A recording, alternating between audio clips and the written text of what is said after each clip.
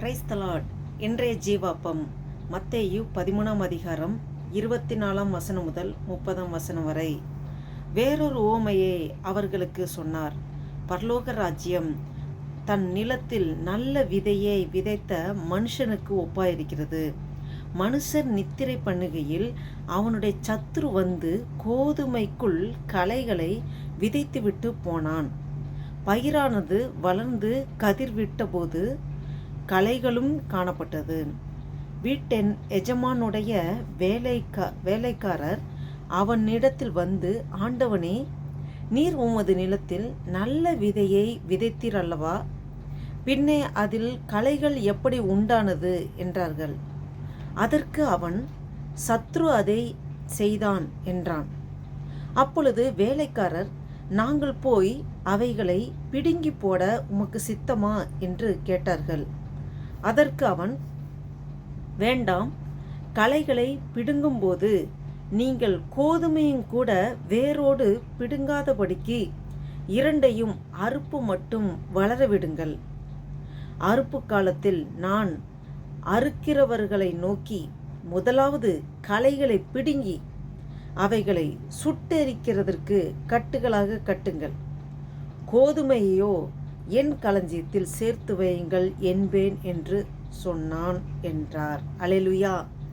இந்த வாசித்த வேத வசனத்திலே நாம் ஆண்டவர் இயேசு கிறிஸ்து ஊமையாக பேசுகிறார். இந்த 13ஆம் அதிகாரத்தில் அநேக ஊமைகள், பரலோக ராஜ்யத்துக்குள்ளே நாம் பிரவேசிப்பதற்கு அதோட ரகசியங்கள், பரலோக ராஜ்யத்துக்கு ரகசியங்கள், நாம் எப்படி அதுக்குள்ளே பிரவேசிக்க வேண்டுங்கிறத ஊமைகளாக ஆண்டவர் பேசுகிறதை பார்க்கிறோம். முதலாவது, நாம் இதற்கு முன்பு தியானித்த போது இந்த விதையை பற்றி, விதைக்கிறவன் ஒருவன் விதைக்க புறப்பட்டான். அந்த விதை, சில விதை வழி அருகே விழுந்தது, சில விதை கற்பாறை விழுந்தது, சில விதை முட்செடியில் விழுந்தது, சில விதை நல்ல நிலத்தில் விழுந்தது. இதில் சொல்லப்பட்ட விதைங்கிறது கர்த்தருடைய வார்த்தை, வசனம், கர்த்தருடைய வசனம். விதை விழுந்த இடம் அதுதான் இருதயம். அதாவது 4 விதமான இருதய அந்த தாட்டில் உள்ளவங்கள ஆண்டவர் சொல்கிறாரு. இருதயத்தில் எப்படி அவங்க சில பேர் வழி அருகே விதைக்கப்பட்ட இருதயத்தை போல் இருக்கிறார்கள். சில பேர் கற்பாறையில் விதைக்கப்பட்ட அந்த இருதயம் போல இருக்கிறார்கள், கற்பாறை போல இருதயம். சில பேர் முற்செடியில் உள்ள இடங்கள் போல உள்ள இருதயம். சில பேர் நல்ல நிலத்தில் விழப்பட்ட இருதயம். அப்போ அந்த இருதயத்தில் விதைக்கப்பட்ட போது அதுக்குரிய பலனைத்தான் அவர்கள் கொடுத்தார்கள். அதில் 3 விதமான இருதய சுபாவம் உள்ளவர்கள் கனி கொடுக்காதவர்களாக இருந்தார்கள் என்பதை பார்த்தோம். நல்ல நிலத்தில் விழுந்தவர்கள் மட்டும்தான் 30, 60, 100 பலன் கொடுத்தார்கள் என்பதை நாம் பார்த்தோம். ஆனால் இப்போது இன்னைக்கு நம்ம தியானிக்கும் போது இந்த விதை ஒரு சற்று மாறுதல். என்னன்னா, இந்த விதை ஆண்டவர் சொல்றாரு, இங்க பாருங்க, பரலோக ராஜ்யம் தன் நிலத்தில் நல்ல விதையை விதைத்த மனுஷனுக்கு ஒப்பாயிருக்கிறது. அப்ப விதைங்கிறது மனுஷர் நம்மளை தான் சொல்றாரு, மனு புத்திரர். அதாவது இங்க பாருங்க, 13ஆம் அதிகாரத்திலே 38ஆம் வசனத்திலே பார்க்கிறோம், நிலம் உலகம், நல்ல விதை ராஜ்யத்தின் புத்திரர். ராஜ்யத்தின் புத்திரர் வேற யாரும் இல்லை, நம்ம தான் தேவ பிள்ளைகள். களைகள் பொல்லாங்கனுடைய புத்திரர். களைகள், பொல்லாங்கன், பிசாசு, சாத்தான். இப்போ இதில் அந்த விதையை யாருக்கு ஒப்பாயிருக்கிறது? மனுஷர்களுக்கு, நமக்கு ஒப்பாயிருக்கிறது.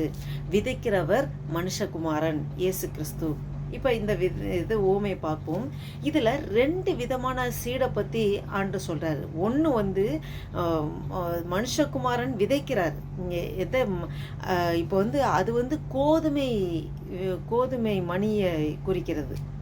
இப்போ களைகள், அது பிசாசு களையை விதைக்கிறான். அப்போ 2 விதமான சீடு இந்த ஓமையில் சொல்லப்பட்டிருக்கிறது. இதில் பார்த்தோம் என்றால், பரலோக ராஜ்யம் தன் நிலத்தில் நல்ல விதையை விதைத்த மனுஷனுக்கு ஒப்பாய் இருக்கிறது. மனுஷர் நித்திரை பண்ணுகையில் அவனுடைய சத்துரு வந்து கோதுமைக்குள் களைகளை விதைத்து விட்டு போனான். அப்போ மனுஷர் நம்ம நித்திரை பண்ணுற டைமு பிசாசு களைகளை விதைத்து விட்டு போகிறான். இப்போ பார்த்தீங்கன்னா அந்த அந்த விதை முளைத்து வரும்போது களையும் சேர்ந்து வரும்போது ரெண்டுமே ஆரம்பத்தில் ஒரே மாதிரி இருக்குது, சிமிலர், ஒரே மாதிரி இருக்குது, எந்த மாற்றமும் இல்லை. அது ஒரே மாதிரி வரும்போது அப்போ வீட்டு எஜமானுடைய வேலைக்காரர் அவனிடத்தில் ஆண்டவனே, நீர் உமது நிலத்தில் நல்ல விதையை விதைத்தீர் அல்லவா, பின்னே அதில் களைகள் எப்படி உண்டானது என்றார்கள். அதற்கு அவன், சத்ரு அதை செய்தான் என்றான்.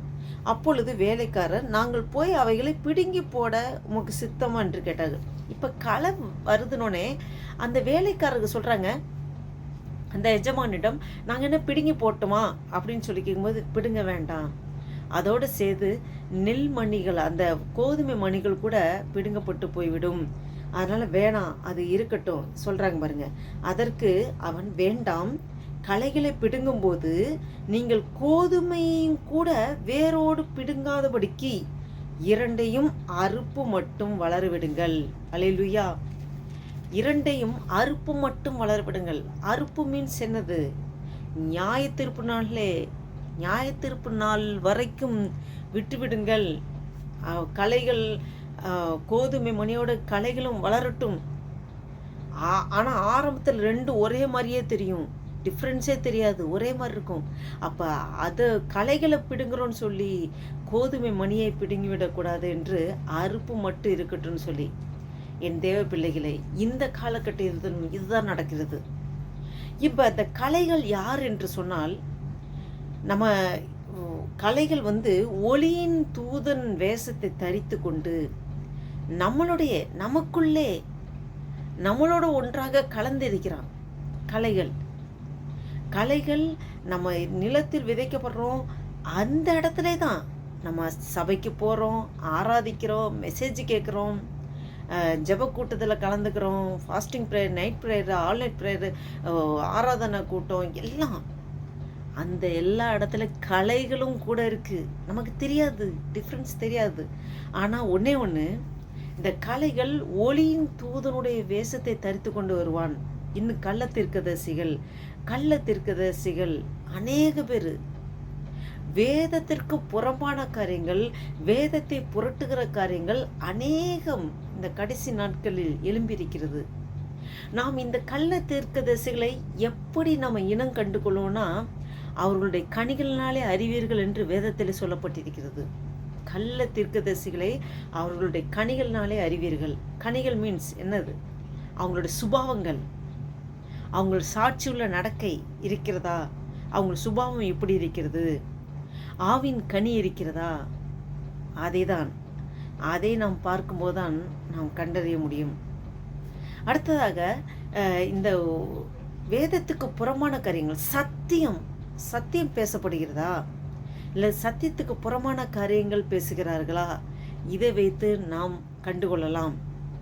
அப்போ இன்னொன்று பார்த்தீங்கன்னா, அந்த கோதுமை மணி வளருவதற்கு தண்ணீர் பாய்ச்சப்படும், உரங்கள், அதுக்குள்ள சத்துள்ள எல்லா நியூட்ரிஷனல் எல்லாமே கொடுக்கப்படும் போது எல்லாத்தையும் களையும் அது கூட இருக்கனால அது உறிஞ்சிக்கும். தண்ணீரோ உரமோ, அது சத்துக்கள், தாது உப்புகள், சத்துக்களோ எல்லாத்தையும் இந்த களைகள் உறிந்து கொள்ளும். இப்படி தான் இந்த கடைசி நாட்களில் அநேக, அதாவது ஆண்டவரை மறுதலிக்கிற காரியங்கள் நிறையாக நடக்கும். அப்போ கலைகளை ஃபாலோ பண்ணுறவங்க நிறைய பேர் ஆயிடுறாங்க. கலைகளை ஃபாலோ பண்ணி இஷ்டப்படி வாழலாம், இஷ்டப்படி பேசலாம் அப்படின்னு நினைக்கிறவங்க நிறைய பேர் இருக்காங்க. இதுக்கெல்லாம் நியாய தீர்ப்பு நாளில் தான் ரிசல்ட் இருக்குது. நியாய தீர்ப்பு நாள்லே அந்த கோதுமை மணி அந்த கலைகளோடு தான் சேர்ந்து வளரும். நெருக்கம்தான், பாடுகள் தான். நமக்கு வாழ்நாள் இறுதி வரை இந்த போராட்ட நெருக்கம் இருந்து கொண்டு தான் இருக்கும். அறுப்பு காலம் வரைக்கும் இருக்கட்டும்ட்டார். நியாய தீர்ப்பு நாள் வரைக்கும் இந்த காரியங்கள் இருக்கும். நாம் பொறுமையோடு சகித்து கொள்ள வேண்டும், பொறுமையோடு. அப்போ பாருங்க, அறுப்பு காலத்தில் நான் அறுக்கிறவர்களை நோக்கி, முதலாவது களைகளை பிடுங்கி அவைகளை சுட்டெரிக்கிறதற்கு கட்டுகளாக கட்டுங்கள், கோதுமையோ என் களஞ்சியத்தில் சேர்த்து வையுங்கள் என்பேன் என்று சொன்னான் என்றார். அல்லேலூயா. அந்த அறுப்பு காலம், நியாய தீர்ப்பு நாளிலே ஜட்ஜ்மெண்ட் டே அப்போ தான் அதுக்கு வந்து முடிவு கட்டப்படும். அது வரைக்கும் அந்த நியாய தீர்ப்பு நாளில் 2 பேர்த்துக்கு அட் அ டைம் நடக்கும். என்னது? ஃபஸ்ட்டு கலைகளை பிடுங்கி அவைகளை சுட்டரிக்கிறதுக்கு கட்டுகளாக கட்ட சொல்லுவார். 2வது, நல்ல கோதுமை மணிகளை அவருடைய களஞ்சியத்தில் பரலோக ராஜ்யத்தில் சேர்த்து கொள்வார். இப்போ நம்ம அந்த பரலோக ராஜ்யத்தில் போகும்போது சூரியனை போல நீதிமான்கள் சூரியனை போல பிரகாசிப்பார்கள் என்று சொல்லியிருக்கிறது. ஆனால் இப்போ நம்ம சூரியன் போல இருக்கிறோம், மெழுகுவர்த்தி போல. இதில் மத்தையில் சொல்ல முடியும், மெழுகுவர்த்தி போல இருக்கிறோம் நம்ம வெளிச்சம். அந்த பரலோக ராஜ்யத்தில் போகும்போது சூரியனை போல பிரகாசிப்போம். அப்போ நம்ம பொறுமையோடு சகிக்க வேண்டும்.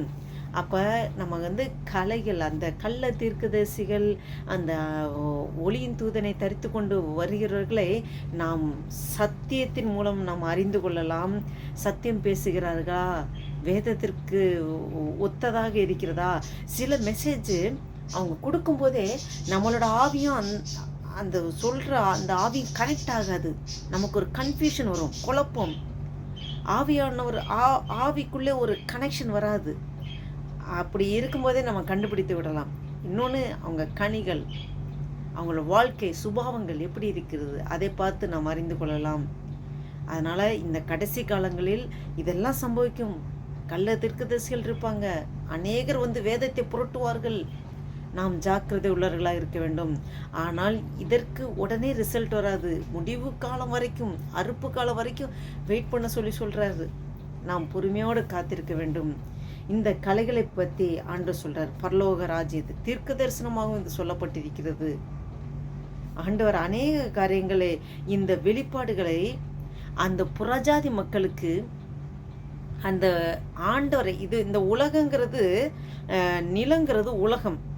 இதில் வந்து அந்த விதை வந்து ராஜ்யத்தின் புத்திரர், அதாவது வேர்ல்டில் இருக்க எல்லா ஆண்டவர் அறிந்த பிள்ளைகளுக்காக சொல்லப்படுகிற ஓமைதான் இந்த ஓமை. நாம் இந்த கடைசி காலகட்டங்களில் நாம் கலைகள், பொல்லாங்கன் விதைக்கிற அந்த கலைகளை நாம் இனம் கண்டு கொள்ள வேண்டும். கலைகளுக்கு செவிசாய்த்து, கலைகள், அந்த ஒளியின் தூதன், அந்த கள்ள தீர்க்கதரிசிகளுக்கு செவிசாய்த்து அவங்கள ஃபாலோ பண்ணி போனால் முடிவு அந்த கலைகளுக்காக வைக்கப்பட்டிருக்கிற அந்த எரிகிற அந்த அக்கினிக்குள்ளே அந்த கட்டுகளாக கட்டப்படுகிற அந்த சூழ்நிலையிலே கலைகளை ஃபாலோ பண்ணுறவங்களுக்கும் அதே இறுதி காலத்தில் நடக்கும், சம்பவிக்கும். இனி காலம் செல்லாது, ஆண்டவர் வருகை அதிசீக்கிரத்தில் இருக்கும். நாம் எந்த நிலைமையில் இருக்கிறோம், நம்மளோட இருதயம் எந்த சூழ்நிலையில் இருக்கிறது, நாம் வேதத்திற்கு முழுவதுமாக செவிசாய்த்து நாம் நடக்கிறோமா, நாம் வசனத்தின்படி ஃபாலோ பண்ணுகிறோமா, நம்மளை நாமே ஆராய்ந்து பார்ப்போம். நாம் ஜெபம் செய்வோம். ஹல்லேலூயா. நன்றி தகப்பனே, நன்றியோடு துதிக்கிறோம், ஸ்தோத்திரிக்க கர்த்தாவே. ஆண்டவரே, இந்த நாளைக்கு நன்றி செலுத்துகிறோம் ஆண்டவரே. அப்பா, ஹல்லேலூயா. ஜூலை மாதம் 18ஆம் தேதி 2024 வருஷத்தை காணும்படியாக எங்களுக்கு ஜீவன், சுகம், பலன், ஆரோக்கியத்தை தந்து நடத்தி வருகிற கிருபைக்காய் நன்றி செலுத்துகிறோம் ஆண்டவரே. காலைதோறும் உடைய கிருபைகள் புதிதாக இருக்கிறது ஆண்டவரே. உடைய புதிய கிருபைனாலே எங்களை வழிநடத்தி ஆசீர்வதித்து பலப்படுத்துவதற்காய் ஸ்தோத்திரம் ஆண்டவரே. வேலை கூட ஆண்டவரே, இந்த வேத வசனத்தில் இந்த ஊமைகள் மூலமாக ஆண்டவரே எங்களோடு நீர் இடைப்பட்டீர் ஆண்டவரே. அப்பா, 2 விதமான ஆண்டவரே சீடை பற்றி ஆண்டவரே அப்பா ஆண்டவரே வெளிப்படுத்தியிருக்கிற ஆண்டவரே. அப்பா, ஒன்று ஆண்டவரே நீர் ஆண்டவரே அப்பா ஸ்தோத்திர கர்த்தாவே. அப்பா மனுஷ புத்திரர் ஆண்டவரே அப்பா ஸ்தோத்திர கர்த்தாவே. எங்களை விதைத்திருக்கிற ஆண்டவரே அப்பா ஸ்தோத்திர கோதுமை மணியாய் விதைத்திருக்கிற ஆண்டவரே. அப்பா, கலைகளை பிசாசு விதைத்திருக்கிறான் ஆண்டவரே. அல்லேலூயா ஆண்டவரே அப்பா ஸ்தோத்திர கர்த்தாவே. ஆண்டவரே, உம்மை தொழுகிற இடத்துல ஆண்டவரே, உம்மை துதிக்கிற இடத்துல ஆண்டவரே, ப்ரேயர் மீட்டிங்கில் ஆண்டவரே அப்பா, தேவ பிள்ளைகளோடு இணைந்திருக்கிற இடத்துல அந்த இடத்துல கலைகள் உருவாயிருக்கிறது ஆண்டவரே. ஒளியின் தூதன் ஆண்டவரை செயல்படுகிறார்கள் ஆண்டவரே. அப்பா, கள்ள தீர்க்கதரிசிகள் எழும்புகிறார்கள் ஆண்டவரே. அப்பா, நாங்கள் ஆண்டவரே ஆவிக்குரியவர்கள், ஆவிக்குரிய சிந்தையோடு ஆவிக்குரிய செயல்பாடுகளோடு நடக்கும்போது ஆண்டவரே, ஆவிக்கு புறம்பான எந்த காரியங்களையும் நாங்கள் இனம் கண்டுகொள்ள ஆவி பகுத்தறியும் வரத்தை எங்களுக்கு தந்து நடத்துங்கப்பா. ஆண்டவரே, சத்தியத்தை சத்தியமாய் போதிக்கிற ஆண்டவரே, 100% சத்தியத்தை சத்தியமாய் போதிக்கிற ஆண்டவரே ஊழியர்களே ஆண்டவரே அநேகர் எழுப்புவீராக. கள்ள தீர்க்கதரிசிகள் ஆண்டவரே, இந்த கடைசி காலங்களில் அநேகர் எழும்பி அநேகரை வஞ்சிக்கிறதே ஆண்டவரே நாங்கள் ஆண்டவரே வேதத்தில் பார்க்கிறோம் ஆண்டவரே. அப்பா, பிசாசன் தந்திரமாய் யாரை விழுங்கலாமோ என்று அல்லேலூயா ஒளியின் தூதன் வேஷத்தை தரித்து கொண்டு அப்பா ஆண்டவரே ஓனாய் போல ஆண்டவரே அப்பா ஸ்தோத்திர கதாவே அல்லேலூயா யாரை விழுங்கலாமோ என்று சுட்டி திரிகிறான் ஆண்டவரே.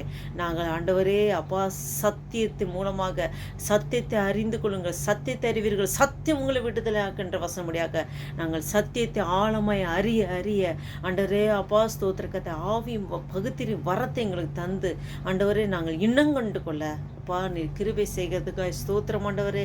கள்ள தீர்க்கதரிசிகளை அவர்கள் கனிகளால் அறிவீர்கள் என்று சொல்லி ஆண்டவரே. அப்பா, அவங்களுடைய சுபாவங்கள் மூலமாக ஆண்டவரே அவர்களுடைய வாழ்க்கை எப்படி இருக்கிறது? அவர் கிறிஸ்துவை பிரதிபலிக்கிற வாழ்க்கையாக இருக்கிறதா? அதை பார்த்தே ஆண்டவரே கள்ள தீர்க்கதரிசிகளை இனங்கண்டு கொள்ள ஆண்டவரே எங்களுக்கு அப்படிப்பட்ட ஞானத்தை ஆண்டவரே ஆவி பகுத்திரி வரத்தை தந்து நடத்துகிற கிருபைக்காய் ஸ்தோத்திரம். இந்த வீடியோ பார்த்து கொண்டிருக்க ஒவ்வொரு தெளிந்த சிந்தை உள்ளவர்களாக ஆண்டவரே, இது கடைசி காலத்தில் பிசாசனுடைய தந்திரங்களுக்கு சிக்கி கொண்டு விடாதபடி ஆண்டவரே சத்தியத்தை அதிகமாய் ஆராய்ந்து அதிகமாய் படித்து ஆண்டவரே தியானித்து சத்தியத்துக்கு முழுவதுமாக ஒப்பு கொடுத்து ஆண்டவரே அப்பா ஸ்தோத்திர கத்தவை இந்த மாதிரி கள்ளத்து போதகத்துக்கோ ஆண்டவரே அப்பா பிசாசனோன்னு இடுகிற எல்லா கலைகளையும் உண்டாக்குகிற காரியங்கள் அதை இனங்கண்டு கொள்ள ஆண்டவரே அப்பா ஸ்தோத்திர கத்தாவே நாங்கள் வேதத்தில் உறுதியாக தரித்திருந்து உடைய ராஜ்யத்துக்குள்ளே பிரவேசிக்கிற ஸ்லாக்கியத்தை எங்கள் ஒவ்வொருக்கு தந்து நடத்துங்கப்பா. முற்றிலும் முழுமாக தாழ்த்தி ஒப்பு கொடுக்குறோம் ஆண்டவரே. அப்பா, பரலோக ராஜ்யத்தின் ரகசியங்களை எங்களுக்கு வெளிப்படுத்துகிறீர் ஆண்டவரே. நன்றி அப்பா. ஆண்டவரே, உமக்கென்று நாங்கள் சாட்சியாக வாழ்ந்து இறுதி வரை உமக்காக நிலைத்திருக்க உம்முடைய கிருபையினால எங்களை நடத்துங்கப்பா. எங்கள் சுய பலன் ஒன்றுமே எங்களால் செய்ய முடியாது ஆண்டவரே. உம்முடைய சுத்த கிருபை ஐயா நீங்கள் அப்படியே நடத்துகிறதுக்காக ஸ்தோத்திரம். ஆசீர்வதிங்க, பலப்படுத்துங்க. இந்த வீடியோ பார்த்து கொண்டிருக்க ஒவ்வொரு மீதும் பிரசனம் அளவில்லாமல் இறங்க முடியாது ஜெபிக்கிறோம். நீர் அப்படியே செய்கிறதுக்காக ஸ்தோத்திரம். ஆசீர்வதிங்க, பலப்படுத்துங்க. இயேசு கிறிஸ்து நாமத்தினால ஜெபிக்கிறோம் ஜீவன் நல்ல பிதாவே, ஆமேன். என் ஆத்துமாவே கர்த்தரை ஸ்தோத்திரி, என் முழுவதுமாவுடைய பரிசுத்த நாமத்தை ஸ்தோத்திரி. என் ஆத்துமாவே கர்த்தரை ஸ்தோத்திரி, கர்த்தர் செய்த சகல உபகாரம் மறவாதே. ஆமேன், ஆமேன். Praise the lord. Thank you Jesus.